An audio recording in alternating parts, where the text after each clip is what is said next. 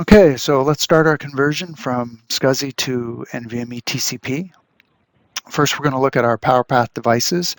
I have two configured for this particular migration. I have B and C. So you can see B is presented via SCSI, it's fiber channel, 50 gig, and C is NVMe TCP. Right, I have both adapters in this physical host, so I can present both different protocols. I've mounted B to Iometer, which is a directory containing the Iometer application. It's an I/O generator, which is just going to show us the impact of allowing the host to use CPU cycles. So it's doing about 48 megabytes per second in terms of throughput.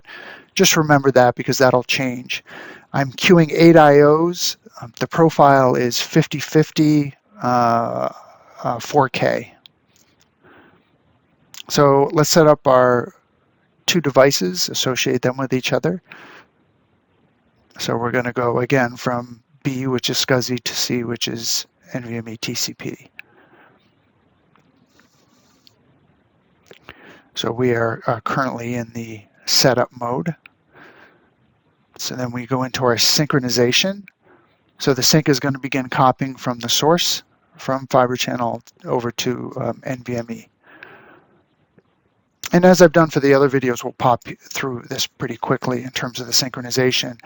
But as it moves along, I want to show you right now at 2%, there isn't much impact there. Throughput's about the same.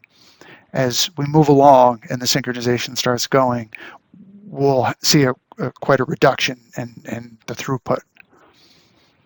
So it's going to take about 19 minutes to complete this particular copy of 50 gig.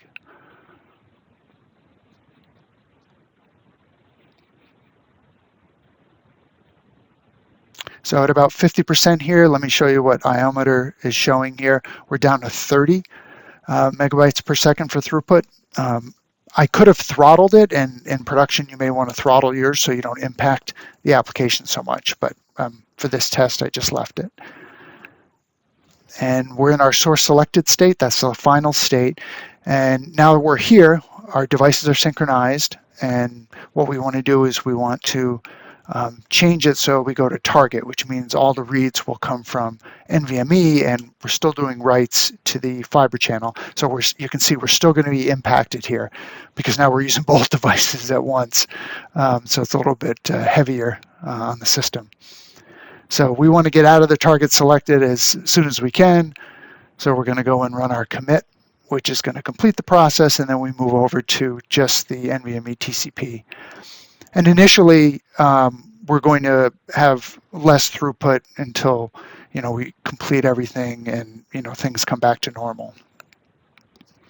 So you can see here that B now points to NVMe TCP, and the C points to fiber channel, and our mount stayed the same. So we've switched protocols for this particular device, Y online, and a little bit of an impact. Final thing we do is we clean up. Remember, this moves a little bit of data from the fiber channel device, just so the operating system doesn't get confused. And the last thing I like doing is just removing the device because we're not going to use it anymore. So let's pull the SCSI out. And there it's gone. And that's the conversion.